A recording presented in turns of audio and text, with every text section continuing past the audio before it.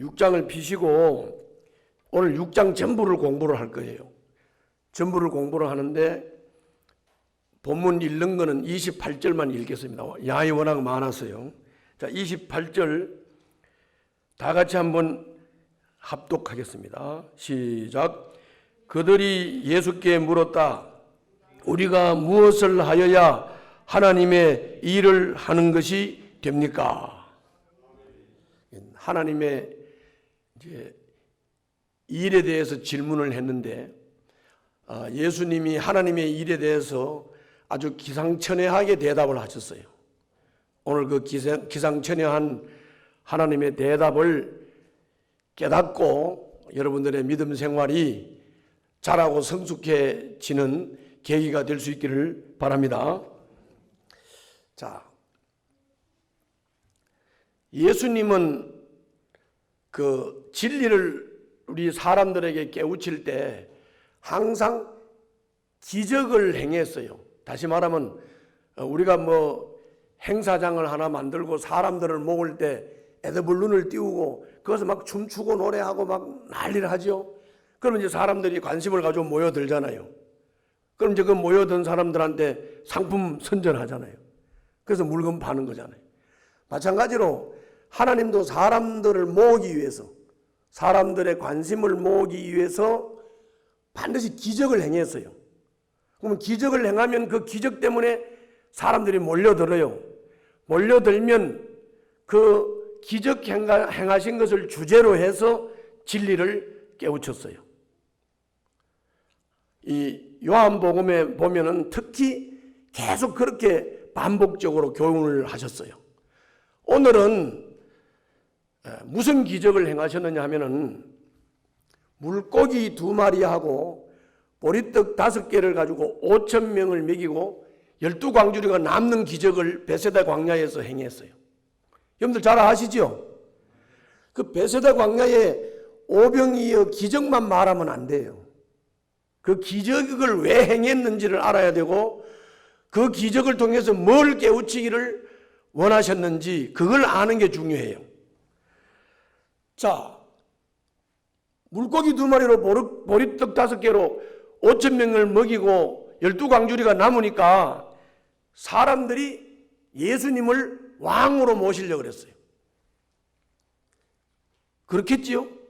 먹고 사는 문제가 다 해결되게 생겼어. 예수님이 왕이 되면. 그래서 예수님을 왕으로 모시려고 하니까 예수님은 그걸 아시고 산으로 혼자 가셨어요. 그런데 제자들은 보니까 예수님이 어디를 가셨어. 그래서 밤에 제자들은 배를 타고 가버나움으로 돌아갔어요. 돌아가다가 풍랑을 만나가지고 배가 전복되게 생겼어요. 그때 예수님께서 물 위로 걸어오시는 기적을 행하시면서 제자들을 만나고 제자들과 함께 가버나움으로 돌아오지요. 이튿날이 되었습니다. 이제 그 베세다 광야에 모였던 5,000명 무리들이 아침에 일어나서 보니까 자, 예수님도 안 계시고 제자들도 없어요. 그리고 또 예수님은 제자들하고 같이 가시지 않은 것은 분명한데 제자들도 없어지고 또 예수님도 안 계시니까 뭐 짐작을 했겠죠. 제자들이 밤에 배 타고 가버나움으로 갔다는 것이 짐작을 했겠죠. 그런 와중에 배가 그게 부두에 몇 대 됐어요. 그래서 이 무리들이 나누어서 배를 타고 가버나움으로 돌아왔습니다. 가버나움에 도착을 해가지고 회당에 갔더니 그 회당에 예수님도 계시고 그리고 제자들도 거기 있는 거예요. 그래서 이 예수님께서 이 무리들이 예수님에게 질문을 했습니다. 뭐라고 질문을 했느냐면은 선생님 언제 여기 오셨습니까? 이렇게 질문을 했어요.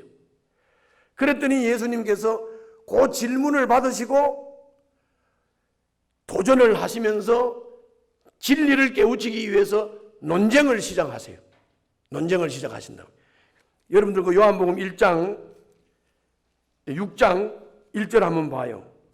그러면 내가 지금 설명한 내용이 6장 1절부터 쭉 21절까지가 제가 설명한 내용입니다. 자, 여기까지는 이해되시죠? 여기까지 이해됐으면 또 계속 듣겠습니다. 자, 이 제자들이 벳세다 광야에서 오병이어 기적을 경험하기 전에는 제자들도 백성들도 예수님을 왜 따랐느냐? 기적 때문에 따랐어요. 병 고치고 귀신 나가고 이런 기적 때문에 예수님을 막 쫓아서 벳세다 광야에 갔는데, 벳세다 광야에서 물고기 2마리하고 보리떡 5개로 5천 명을 먹이고 12광주리가 남으니까 이제는 예수님을 쫓아가는데 기적 보러 쫓아가는 게 아니에요. 이제는 먹을 것 때문에 쫓아다니는 거예요. 먹을 것 때문에. 그래서 이런 무리들을 보고 예수님이 이렇게 말씀하셨어요. 자, 우리 한번 봅시다. 26절부터 27절입니다. 26절부터 27절. 우리 다 같이 한번 읽겠습니다. 26절부터 27절 시작. 예수께서 그들에게 대답하셨다. 내가 진정으로 너희에게 말한다. 너희가 나를 찾는 것은 표징을 보았기 때문이 아니라 빵을 먹고 배가 불렀기 때문이다. 전곡을 찔렀지요. 27절. 너희는 썩어 없어질 양식을 얻으려고 일하지 말고 영생에 이르도록 남아있을 양식을 얻으려고 일하여라. 이 양식은 인자가 너희에게 줄 것이다. 아버지 하나님께서 인자를 인정하셨기 때문이다. 이렇게 예수님이 말씀을 했어요. 이 말씀을 우리가 잘 보셔야 돼요. 아주 이 말씀이 중요한 말씀인데, 이 말씀을 이 청중들이 듣고는 어떻게 알아들었냐면, 하나님의 일을 해야 영생을 하는가 보다, 이렇게 생각했어요. 하나님의 일을 해야 영생하는 양식을 얻는다고 예수님이 지금 한 이 말씀을 그렇게 받아들인 거예요, 청중들이. 그래서 이 청중들이 예수님에게 이렇게 말을 했어요. 그럼 우리가 뭘 하여야 하나님의 일입니까? 이렇게 물었어요. 그랬더니 예수님께서 뭐라고 말씀을 하셨느냐 하면은, 하나님께서 보내신 자를 믿는 것이 하나님의 일이다, 이렇게 말씀했어요. 그러면 거기 26절 27절 내용을 잘 보게 되면 예수님이 하신 말씀이 거기에 다 포함이 되어 있죠. 너희들이 표징을 보았기 때문에 빵 때문이 아니라 빵을 먹고 배가 불렀기 때문이다. 너희는 썩어질 양식을 얻으려고 일하지 말고 영생에 이르도록 남아있을 양식을 얻으려고 일하여라. 이 양식은 인자가 너희에게 준다. 예수님이 주시겠다는 거예요. 영생하는 빵을 예수님이 주시겠다는 거예요. 그리고는 아버지 하나님께서 인자를 인정하셨기 때문에 내가 너희들에게 영생하는 빵을 준다. 그러면 하나님이 보내신 자를 믿는 것이 하나님의 일이다, 이렇게 말을 했으니까 이 말을 다 조합을 해보면 하나님이 보내신 자가 예수님이고, 예수님을 믿는 게 하나님의 일이고, 예수님을 믿으면 영생하는 양식을 얻는다, 이 말을 하고 있는 거잖아요. 사실 이 말이 복잡한 말이 아니죠. 간단한 말이에요. 그런데 이 말을 듣고 이 사람들은 믿으면 되잖아. 믿으면 빵 달라며, 영생하는 빵을 달라며. 그러면 예수님이 내가 하나님이 보내신 자야, 너희들 나 믿으면 영생하는 빵을 내가 줄게. 그럼 믿으면 될 거 아니에요. 안 믿고 이유가 많아요. 안 믿고 이유가 많아요. 기적으로 말하면 오병이어 기적이면 됐지. 이 사람들이 또 뭘 요구하느냐 하면, 아니 우리가 당신이 하나님이 보내신 자라는 것을 믿을 수 있도록 기적을 한번 행해 보세요.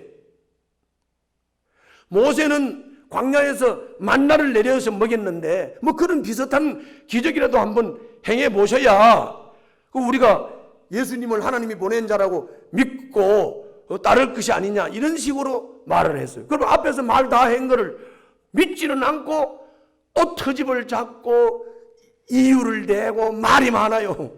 말이 많고 복잡해요. 자, 여기서 우리가 꼭 알아야 될 거는, 한번 따라 해보실래요? 인간의 마음은 강박하고 완악하고 깨닫지도 못하고 듣고도 딴소리하고 알아듣지도 못하고 분별력도 없고 이 꼴이에요. 이 꼴이에요. 솔직히 이 사람들의 마음이 그냥 예수님이 하시는 말씀을 곧대로 그냥 단순하게 믿고 받아들이면 그냥 믿으면 되죠. 믿으면 영생하는 양식 받고 믿으면 생명의 빵을 받는데 이 사람들이 왜 이렇게 이유가 많고 말이 많을까요? 눈에 보이는 예수님이 일단은 사람으로 보였겠죠. 사람으로 보이니까 뭐 하나님이 보낸 분이라고 하는 게 믿어지지도 않고, 또 저 양반이 사람인데 어떻게 내한테 생명의 빵을 준다는 건가? 영생하는 빵을 어떻게 준다는 건가? 이해가 안 되는 거죠. 이해가 안 되니까 터집 잡고 말 많고, 그리고 뭐 이 질문 했다가 저 질문 했다가 예수님의 동생들을 안다 그러고 아버지를 안다 그러고 아버지 직업이 목수라 그러고 말이 많은 거예요. 말이 많은 거예요. 여기서 조금 전에 우리가 따라한 대로 결론은 사람의 마음은 강박하고 완악하다. 그래서 목회를 하는 사람 입장에서는요, 목회를 하는데 가장 사람을 잘 이해를 해야 목회를 할 수 있어요. 그런데 목회를 하는데 사람을 잘 이해해야 되는데 사람을 어떻게 이해해야 되느냐? 사람은 내가 이런 말을 해도 되는지 모르는데 그놈이고 믿을 놈 없습니다. 인간은 강박하고 완악한 그 자체예요. 이 사람들이 믿으면 된다고 해서 믿으라고 말을 하면 아니라고 그러고 또 딴소리하고, 금방 알아듣도록 말을 했는데 안 받아들이고 또 딴소리하고, 이걸 어떻게 비위를 맞춰요? 이거 어떻게 비위 맞추냐고요? 그래서 목회를 하는 사람 입장에서는 사람의 마음은 이렇게 강박하고 완악하다 하는 것을 이걸 먼저 이해를 해야 돼요. 이해를 해야 되고, 그 다음에 이제 성도들 입장에서 한번 생각을 해보자고요. 성도들도 가만히 생각을 한번 해보세요. 성도들은 사람이기 때문에 다 자기 중심입니다. 자기한테 이익이 되고 자기한테 잘 될 것 같으면 적극적으로 협조도 하죠. 그런데 그게 유익이 안 되고 자기한테 좀 손해가 되는 것 같고 희생을 해야 될 것 같으면 일단은 따를 마음이 없어요. 이게 사람이에요. 강박한 인간의 기본 마음이라고요. 기본 마음이라고. 이게 인간의 자기중심적 마음의 본성이거든요. 마음의 본성. 그러면 우리가 예수님을 믿는 것은 일단 고사하고, 인간의 마음이 그렇게 강박하고 완악한데 어떻게 그 사람들이 영적인 진리인 예수 그리스도를 알아보고 예수 그리스도를 믿을 수 있겠어요? 마음이 바뀌어야 믿어지는 줄로 믿습니다. 그러면 마음이 바뀌어야 믿어지는데 이 마음이 바뀌는 것이 일단 전제를 해야 되는 것이, 인간은 강박하고 완악하고 남의 말 듣지 않고 자기 말하고 자기 중심이기 때문에 이 사람들의 마음이 예수님을 받아들일 수 있도록, 하나님을 인정하고 받아들일 수 있도록, 하나님의 말씀을 받아들일 수 있도록 마음이 바뀌는 데에는 먼저 성령님께서 강력하게 그 사람의 환경과 주변에서 그 사람의 마음을 움직일 수 있는 성령님의 역사가 있어야 되는 거예요. 그리고 성령님이 그렇게 역사를 하시면서, 그러면서 그 성령님의 역사를 통해서 전도자가 복음을 설명하면 한 번 듣고 두 번 들으면서 마음이 조금씩 열리고, 그 전도를 받으면서 또 환경이 부딪히면 또 환경에 부딪혀서 어려우면 또 마음이 조금씩 열리고, 이런 과정을 성령의 전적 역사하심과 복음 전도자의 복음 설명을 통해서 긴 시간 동안 복음이 깨달아지도록 성령이 역사하심으로써 마음이 열려서 그 다음에는 어떻게 해야 되느냐? 예수를 영접하는 줄로 믿습니다. 그리고 이 사람이 근본적으로 마음이 바뀌는 것, 심성이, 완악한 심성이 바뀌는 것, 이거는 예수를 영접할 때 바뀌는 줄로 믿습니다. 이거를 보고 장로교에서는 거듭났다 이렇게 말해요. 거듭났다. 그리고 이거를 좀 현대 용어로 표현을 하면 사람이 마음이 바뀌는 것, 거듭나는 것, 이걸 갖다가 개조된 사람이라고 그래요. 개조된 사람. 인간이 개조되는 거예요. 예수님을 영접하면 인간이 개조되는 줄로 믿습니다. 예수님을 영접하면 마음이 바뀌는 줄로 믿습니다. 그러면 거듭났다, 마음이 바뀌었다, 개조됐다. 그럼 뭘 보고 그걸 알 수가 있느냐? 간단해요. 그거 알 수 있는 방법은 내가 예수님을 받아들이지 않았을 때는 내 마음이 죄를 짓고 싶은 욕망과 소망, 그 죄에 끌리는 마음을 가지고 있는 거예요. 죄에 끌리는 마음. 그런데 성령의 역사와 전도자의 헌신으로 예수를 구주로 영접을 했더니 이제는 죄에 끌리는 마음이 의에 끌리는 마음으로 예수님을 믿고 따르고 주님을 기쁘게 해드리고 싶은 이런 마음으로 마음이 바뀌더라. 할렐루야. 이게 거듭남인 줄로 믿습니다. 이렇게 거듭난 자, 마음이 바뀐 자, 개조된 자, 이게 돼야 일단 뭐 믿음이 자라든지 말든지 하는 거예요. 이게 안 됐는데 어떻게 믿음이 자라요? 이게 돼야 되는 거예요. 오늘 조금 전에 우리가 말씀 나눈 대로 이 사람들이 믿겠습니까? 못 믿어요. 못 믿는다고요. 믿을 양도 아니고 준비된 마음도 아니에요. 그래서 우리가 전도를 하고 사람을 변화시킬 때 가장 중요한 게 기도예요. 기도도 그냥 그냥 밑도 끝도 없이 기도하는 거 아니고 대상자를 이름을 하나하나 들어가면서 그 사람의 마음이 열리고 뭐 때문에 그 사람이 예수를 못 믿는지 깨우쳐 달라고 기도하고 그 사람이 마음에 걸리는 것들이 좀 제거되고 마음이 열리게 해달라고 기도하고 성령님이 역사해달라고 기도를 하고, 그래서 아까 말씀드린 대로 이렇게 역사가 딱 일어나서 이 사람이 마음이 준비가 되면 성령님의 역사하심을 통해서 전도자의 복음 설명을 통해서 예수를 영접하고 거듭나게 되는 거다 그 말이죠. 이렇게 거듭나면 그 다음부터는 이제 성장이 이루어질 수가 있는 거예요. 그래서 우리 성도들이 전도를 할 때도 꼭 사람의 마음은 강팍하고 완악하다, 그거를 이해를 하시고 좀 자기가 손해보고 희생이 될지라도 희생적인 자세로 양보하면서 그 사람들의 마음을 이끌어줘야 돼요. 그거 안 하면 세상 사람하고 똑같이, 어제도 말씀드렸지만 저놈이 화냈다고 나도 팔 걷고 화딱이 나서 한 번 붙어 싸우고, 저 사람이 화냈다고 나도 화내고, 저 사람이 지 거 챙겼다고 나도 내 거 챙기고, 이래가지고야 그 사람들의 마음이 열리겠어요? 전도자의 헌신이 있어야 돼요. 그때 성령님이 역사하시는 거예요. 그게 순종이에요. 그럴 때 그 사람들이 예수를 믿고 변화되는 거예요.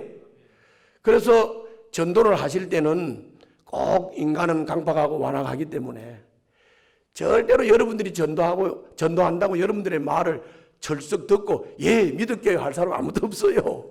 그런 사람 없다고요. 여러분들이 예수 믿은 거 생각해 보세요.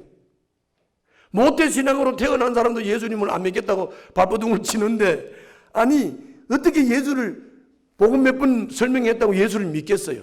그리고 여러분들 복음을 설명하고 전할 때 너무 그 사람 눈치 보면서 그 사람 비 맞추면서 절대로 마음 안 엽니다. 그 사람들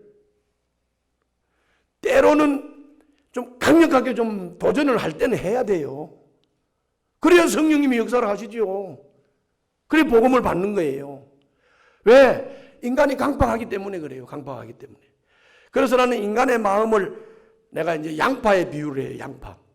양파는 껍데기 하나 뺏기고 나면 또 껍데기 있지요. 또 껍데기 하나 뺏기면 또 껍데기 있지요. 이 껍데기 다 뺏기고 나면 양파 안에 알갱이 요만한 거 하나 나오잖아요.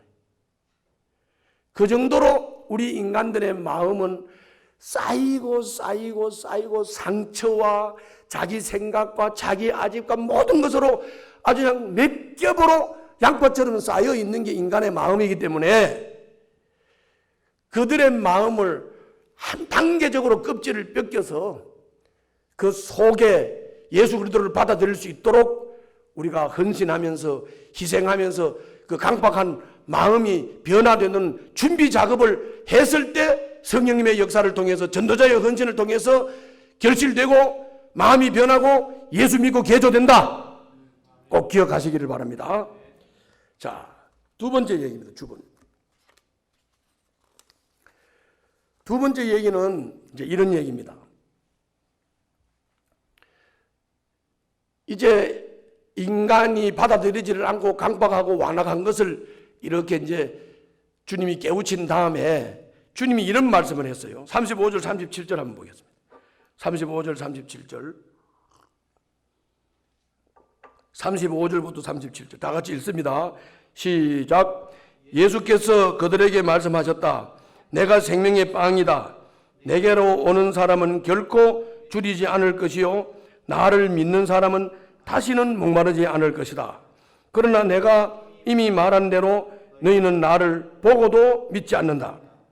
아버지께서 내게 주시는 사람은 다 내게로 올 것이요 또 내게로 오는 사람은 내가 물리치지 않을 것이다.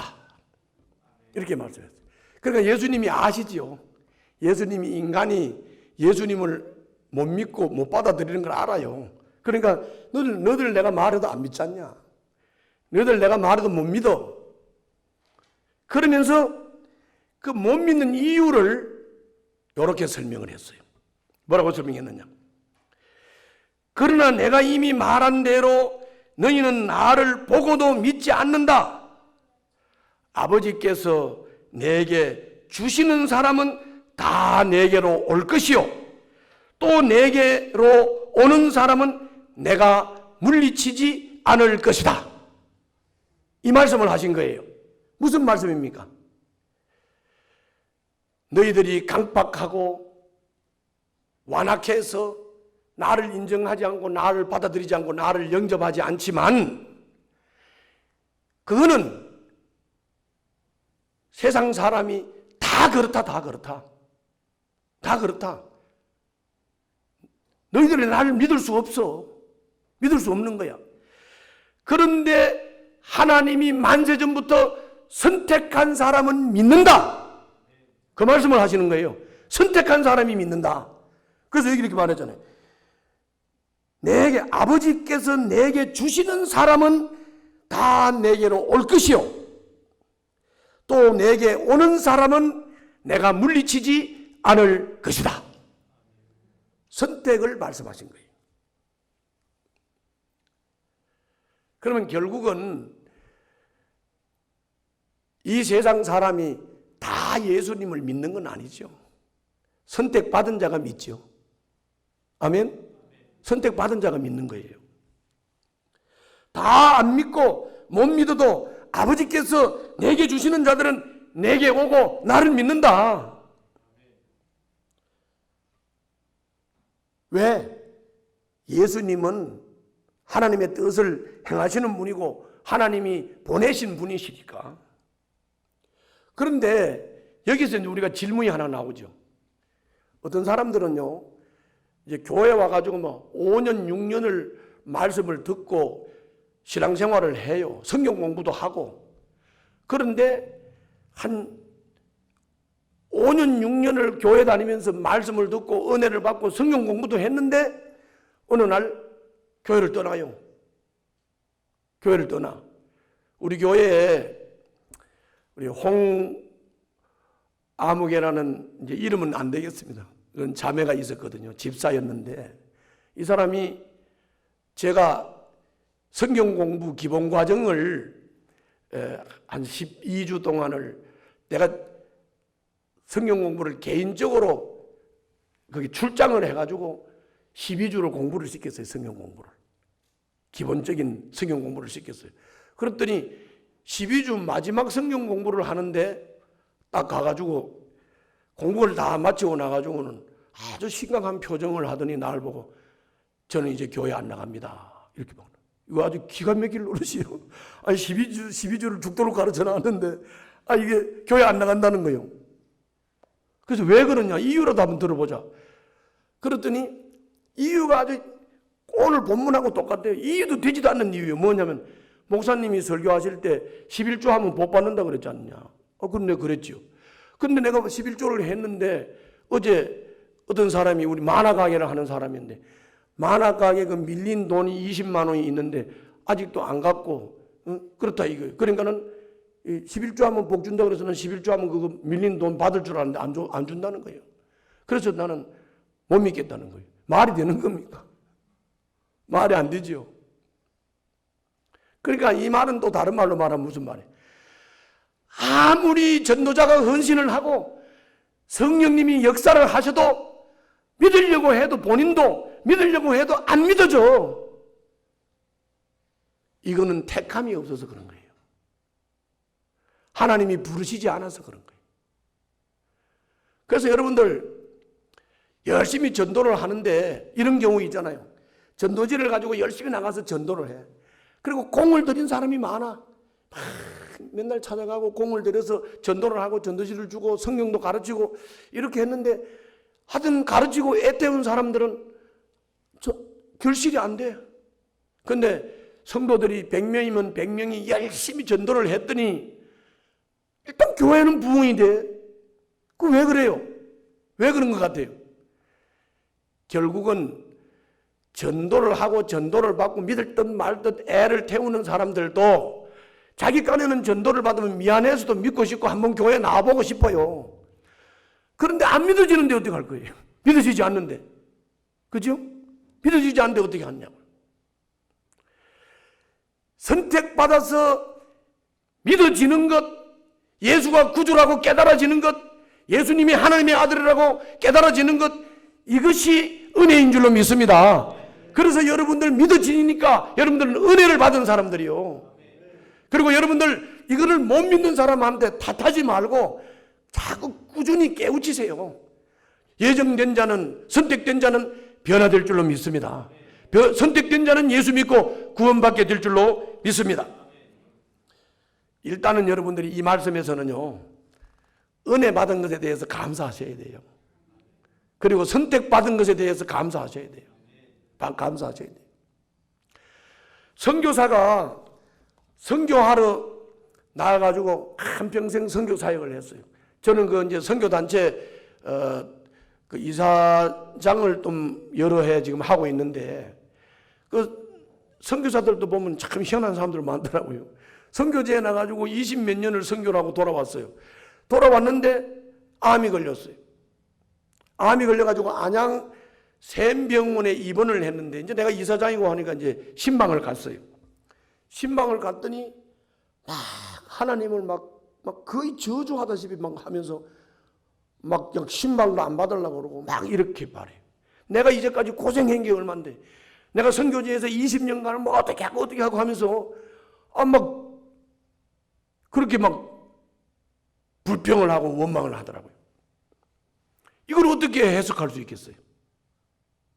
그런데 그래도 진짜로 예수를 영접하고 거듭나서 마음이 하나님께로 바뀐 사람은 처음에는 죽는다 그러면 불평을 하다가도 죽기 전에는 그걸 후회하고 회개하면서 바뀌어요. 끝까지 그걸 못하고 하나님을 원망하면서 죽음을 맞이한다면 이거는 택함을 받지 못한 거예요. 뭐라고 해석하겠어요? 택함을 받지 못해 그런 것이다. 그렇기 때문에 택함 받은 게 은혜예요. 우리는 대부분 뭐 고아원에 가서 뭐 봉사 몇 번 하고 그리고 내가 뭐 전도 여러 번 열심히 했고 내가 목회를 몇 년을 했고 내가 뭐 교회에서 뭐 목자를 몇 년을 했고 목녀를 몇 년을 했고 사실은 그게 중요한 게 아니에요. 그게 중요한 게 아니라고. 중요한 것은 하나님의 택함을 받았고 택함을 받았기 때문에 예수를 영접했고 예수님이 하나님의 아들이라고 깨달았고 그래서 내가 거듭났다는 것 하나님의 아들로 태어났다는 것 그것이 은혜인 줄로 믿습니다. 그게 축복인 줄로 믿습니다. 자, 이제 세 번째입니다. 세 번째는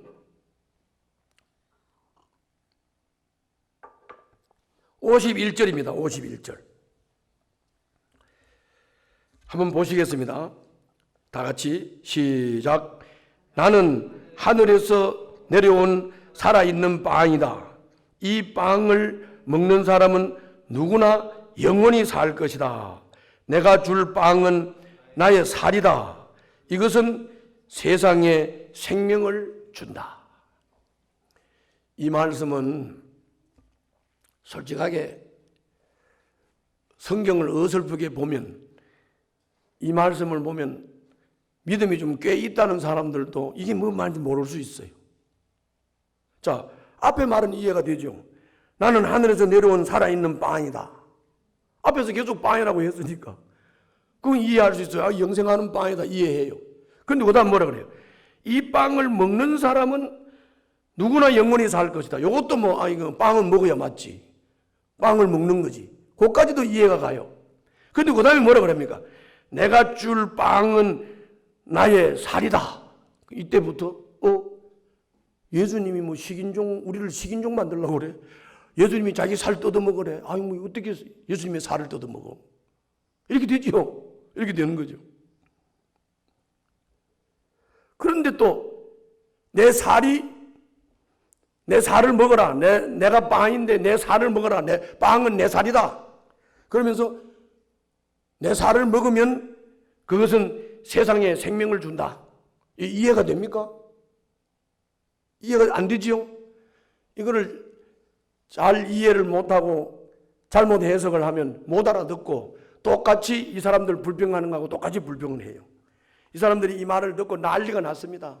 이 청중들이 막 논란이 더 심해지고 예수님이 뭐 우리를 식인종 만들려고 그러는 거야. 어떻게 사람 고기를 먹으라 그래? 예수를 뜯어 먹으래. 막 이런 말이 많아진 거지.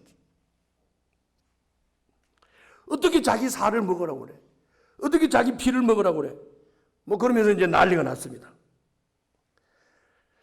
그런데 이거는 예수님이 말씀하시는 진리를 못 깨달아 그래요.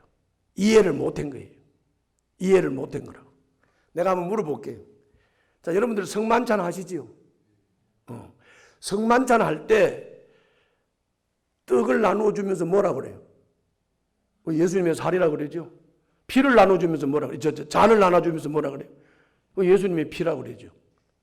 그러면 여러분들이 자, 떡을 받으면서 예수님의 살이다. 잔을 받으면서 예수님의 피다라고 하는 것을 우리가 받을 때 어떤 마음으로 받으세요? 어떤 마음으로? 이거는 예수님의 전 생애가 이해가 안 되면 그냥 떡 요만한 거 주려면 많이 주지. 이게 뭐야? 잔도 좀 주시려면 많이 주시지. 이게 뭐 욕 먹고 취하라는 거야 뭐야? 말이 안 되는 소리죠. 말이 안 되는 소리요. 예수님의 전 생애가 이해가 되지 않은 상태로 떡을 받으면 뭘 하고 잔을 받으면 뭘 해요? 의미가 없지 아무것도. 이해를 못해서 그래요. 예수 생애를. 예수님의 생애를 이해를 못하면 예수님이 빵이라는 것도 이해가 안 되고 예수님의 살을 먹으라는 것도 이해가 안 되고 예수님의 피를 마시라는 것도 이해가 안 되는 거죠.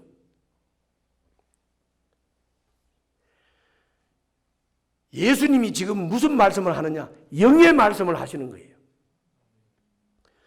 영의 말씀을 하시니까 이해를 못하는 거예요. 이해를. 하나님이 보내신 생명의 빵이신 예수님은 어떻게 해서 생명의 빵이 되었느냐? 하늘 보좌를 버리고 말씀 하나님이신 예수님이 이 땅에 육신으로 오셨고 그분이 인간들의 모든 죄를 짊어지시고 십자가에서 죽으셨고 그리고 장사 지낸 바 되었고 죽음을 이기고 부활하셨고 그리고 성천을 하셨고 그리고 우리들에게 새 언약의 약속으로 성령님을 보내주신 줄로 믿습니다. 그래서 예수님이 생명의 빵이 되신 거예요. 예수님을 인정하고 예수님을 믿고 받아들이는 사람이 성만찬에 참여한다. 이 말은 예수님의 생애를 이해했기 때문에 이거는 예수님의 살이야, 이거는 예수님의 피야, 감격하면서 예수님의 죽음의 의미를 감동하고 감격하면서 떡과 잔을 받아서 눈물을 줄줄 흘리면서 성만찬 하는 거 아닙니까? 감격하면서 은혜를 막 감격하면서 받는 거 아닙니까?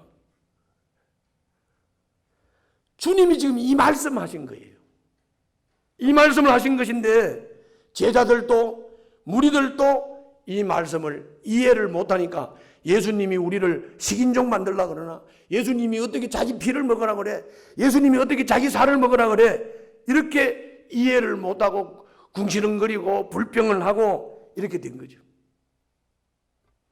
이런 무리들에게 53절부터 58절 한번 봅시다. 53절부터 58절 예수님이 아주 더 진하게 말씀하죠. 더 진하게. 53절부터 58절 우리 다 같이 한번 읽습니다. 시작. 예수께서 그들에게 말씀하셨다. 내가 진정으로 진정으로 너희에게 말한다. 너희가 인자의 살을 먹지 아니하고 또 인자의 피를 마시지 아니하면 너희 속에는 생명이 없다. 내 살을 먹고 내 피를 마시는 사람은 영원한 생명을 가지고 있고 마지막 날에 내가 그를 살릴 것이다. 내 살은 참 양식이요 내 피는 참 음료이다. 내 살을 먹고 내 피를 마시는 사람은 내 안에 있고 나도 그 사람 안에 있다. 살아계신 아버지께서 나를 보내셨고 내가 아버지 때문에 사는 것과 같이 나를 먹는 사람도 나 때문에 살 것이다. 이것은 하늘에서 내려온 빵이다. 이것은 너희의 조상이 먹고서도 죽은 그런 것과는 같지 아니하다. 이 빵을 먹는 사람은 영원히 살 것이다. 그래서 목사님들이 만찬할 때 이 본문을 읽잖아요. 이 본문을 읽잖아요. 이 본문을 읽을 때 그냥 읽어줘서는 이해를 못할 수 있어요.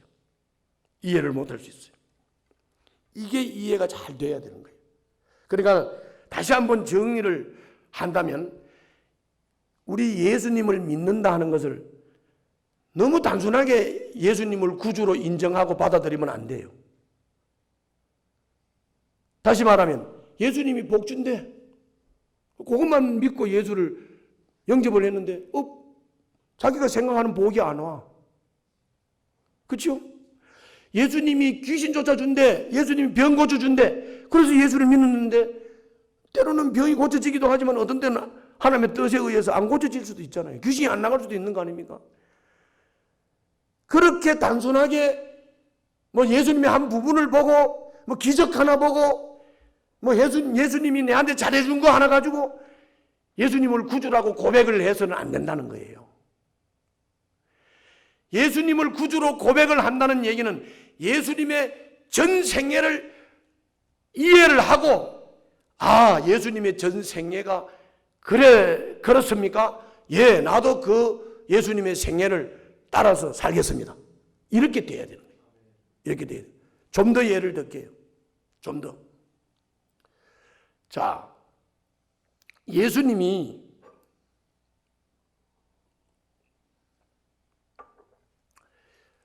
맨 처음에 이 땅에 오셨을 때 사역을 준비하던 해, 그때는 예수님이 미미했어요. 그런데 막 예수님의 인기가 한참 올라갈 때는 막 병자도 고치고 귀신도 내쫓고 막 기적을 일으키고 문둥병도 고치고 무리로 걷고 이랬죠. 그게 인기가 절정에 올라갈 때예요.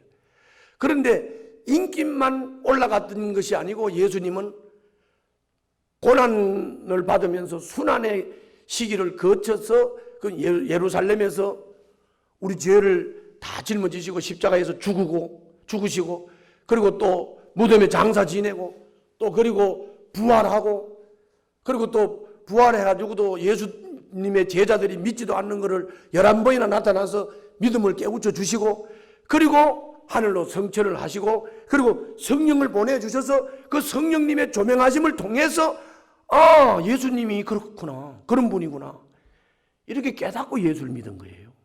그렇게 깨닫고. 그것뿐만이 아니에요.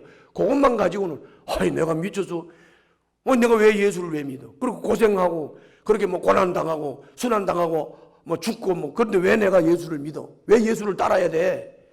그럼 그 다음에 부활 후의 삶을 모르는 거죠. 부활 후에 우리는 나사로처럼 죽었다가 살아났는데 나사로는 다시 죽는 사람이죠. 그는 나사로의 그 다시 살아난 것은 부활이라고 하지 않아요. 진짜 부활은 뭐냐? 예수를 영접하고 거듭나서 개조된 인간이 하나님의 자녀로서 영원한 부활의 몸입니다. 영원한 부활의 몸. 할렐루야. 그 영원한 부활의 몸을 이해하고 하나님 나라에서 영생하는 것을 이해하고 하늘나라에서 주님과 함께 영원한 삶을 사는 하늘 왕국을 이해를 하게 되면 고생돼도 믿겠습니다. 내가 좀 힘들어도 믿겠습니다. 할렐루야. 그게 진짜 믿음이에요. 그게 진짜 믿음이라고요. 그래서 여러분들과 저는 예수님의 전 생애를 이해하기 위해서 특히 부활 후의 삶을 이해를 해서 그것이 우리 삶의 소망이 돼야 돼요. 소망이. 그리고 예수님의 생애가 이해가 돼야 돼요. 그리고 이 땅에서 예수님의 생애를 따라서 사는 것이 당당해야 돼요. 고난을 받아도 당당하고 조롱을 받아도 당당하고 그래야 되는 거예요. 그래야 되는 거예요. 이런 사람들은 일당백의 신자예요. 일당백의 신자.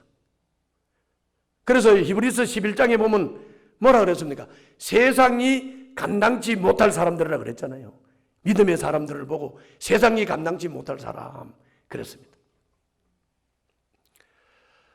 자, 우리 백합교회 성도들이 이렇게 예수님의 전 생애를 제대로 이해를 하시려고 하면 어제도 강조했지만은 말씀을 깨우쳐 주는 일도 잘해야 되고 예수님의 말씀을 깨닫고자 노력도 해야 되고 또 성령님의 역사가 우리들 삶 가운데 전체적으로 성령이 지배하시고 말씀이 허황해서 지배할 수 있는 그런 삶이 되도록 우리가 기도를 해야 되고 그래서 예수님의 전 생애를 이해하고 그렇다면 나는 예수를 따르겠습니다. 그렇다면 예수님을 나의 주로 고백합니다. 나의 주로 받아들입니다.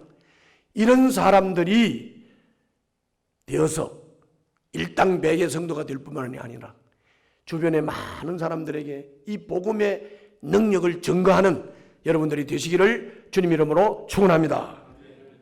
자, 이번에는 네 번째입니다. 네 번째. 네 번째는 61절부터 64절입니다. 61절부터 64절.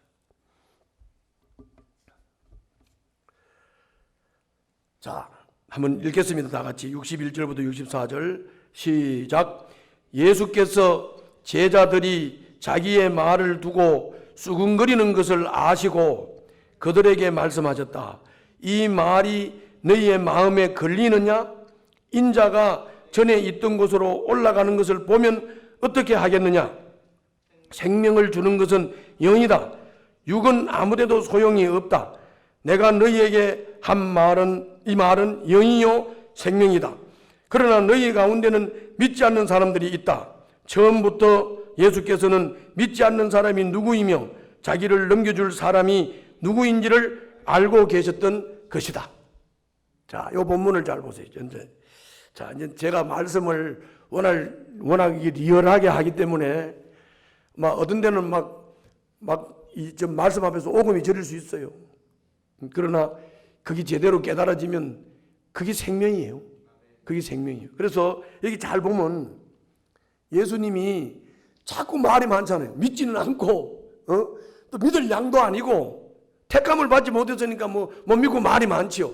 또 택함을 받았다 할지라도 택함을 받았다는 것이 안 깨달아지고 마음이 열리지 않으면 못 믿는 거예요.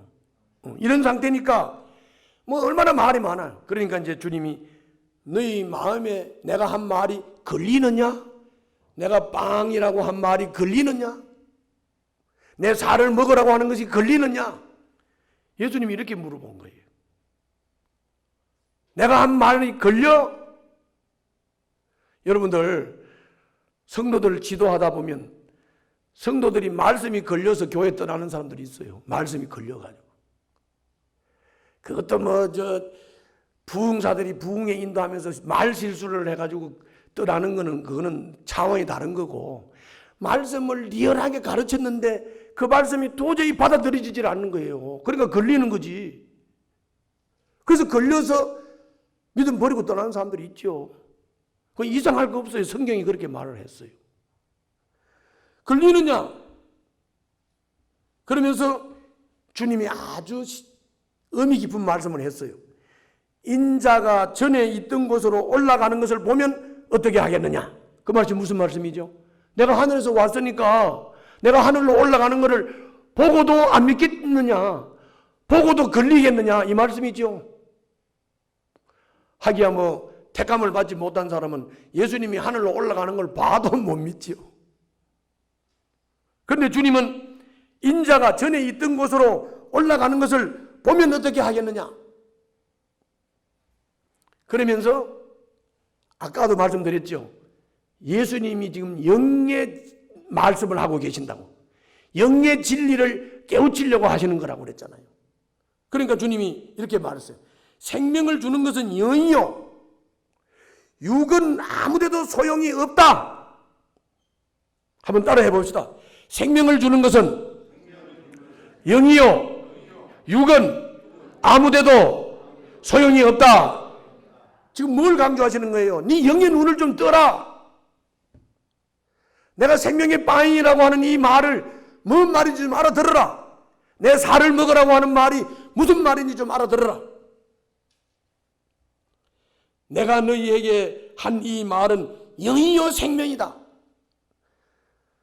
오늘 성령님께서 이 시간 기름 부어주셔서 여러분들의 귀가, 눈이, 여러분들의 마음이 바로 영이신 영적 진리가 기름 부으심을 통해서 깨달아지고, 그리고 생명이 역사하는 그런 밤이 되시기를 바랍니다.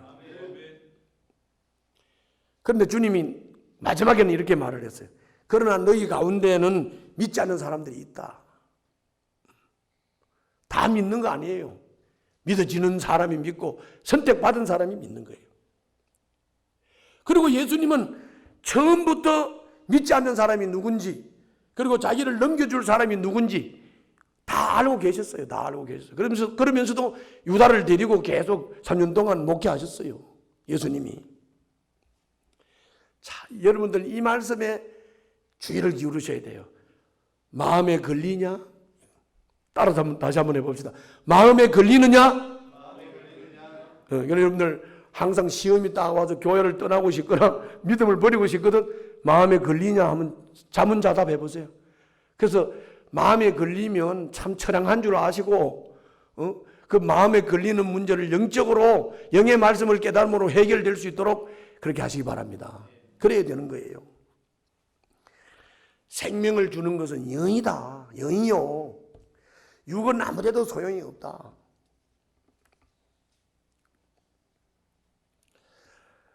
선택받고 마음이 변했음에도 불구하고 자꾸 또 넘어지기를 잘하는 사람들이 있습니다. 분명히 거듭났어요. 분명히 믿음을 가진 사람이야. 그런데도 불구하고 툭 하면 말씀이 걸려서 넘어지는 사람이 있어요. 그런 사람이 있죠. 그런 사람이 있어요. 그러면 이런 사람들은 어떻게 해야 되느냐? 이 사람은 거듭났지만은 어떤 사람이냐? 믿음이 어린 사람이에요.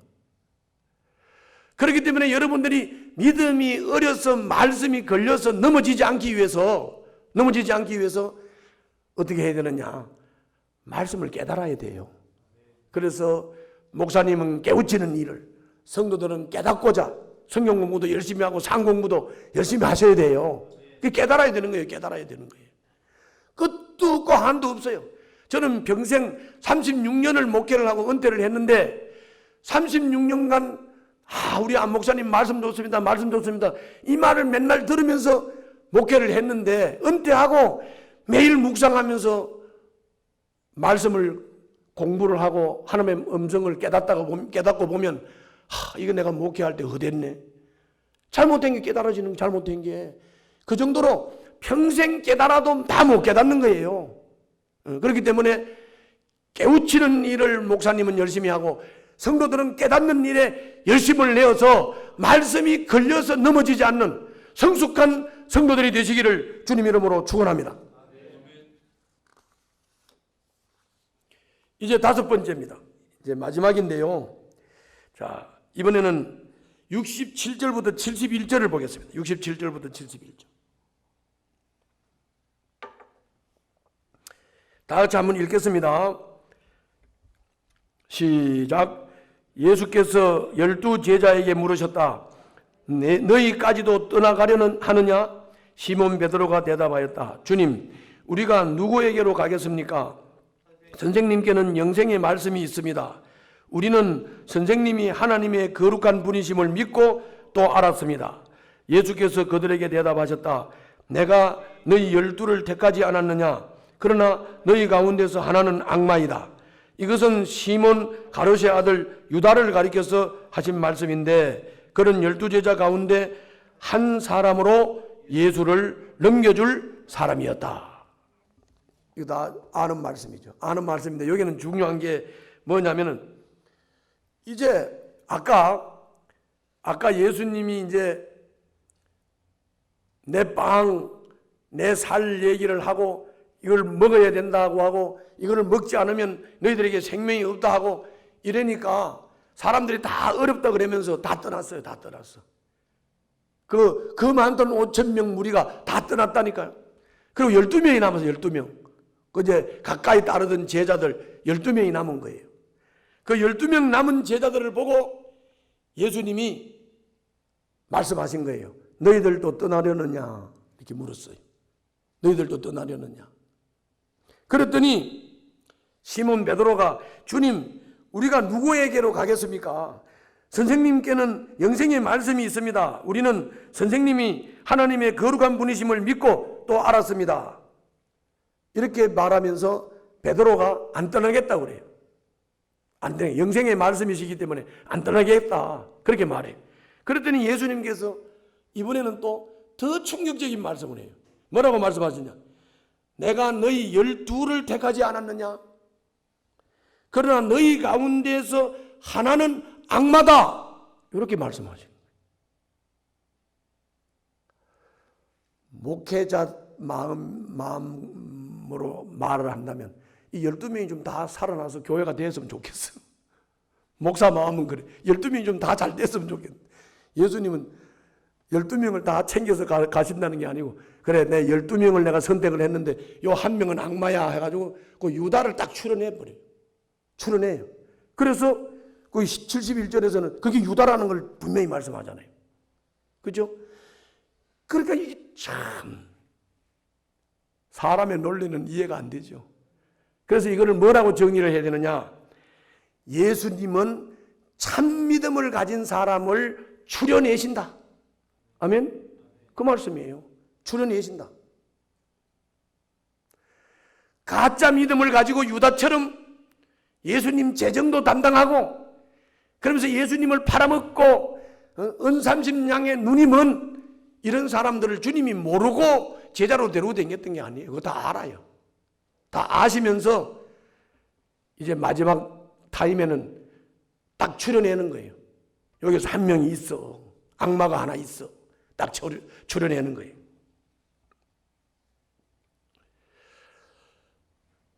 여러분들과 저는 예수님이 생명의 빵이고 예수님의 살과 예수님의 피를 먹는 자로서 성만찬의 진정한 의미를 깨닫고 예수님의 전 생애를 완전히 이해하고 그 예수를 나의 주로 모셨기 때문에 영생의 말씀이 있습니다. 나는 절대로 주님 곁을 떠날 수 없습니다. 이런 고백을 하는 성도들이 되시기를 바랍니다. 솔직히 제대로 예수님의 전생애를 이해하고 예수를 믿고 예수님의 부활 후에 영생하는 삶이 어떤 삶인지를 확실히 깨닫고 확신하고 있는 사람은 교회에서 나가라고 엉덩이를 차도 안 나가요. 안 나간다고요. 제대로 된 깨달음을 가진 사람은 안 나간다니까. 참 믿음이 아니니까 자꾸 걸려 넘어지는 거죠. 또 추려냄을 당하고 그러는 거죠.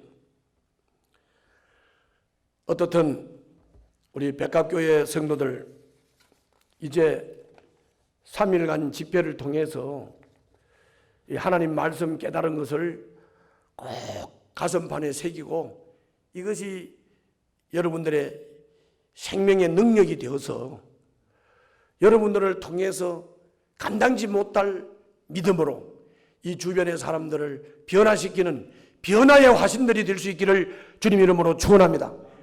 그래서 부흥하고 성장하고 생명 구원하는, 영혼 구원하고 제자 삼는 그런 교회가 될 수 있기를 주님 이름으로 축원합니다.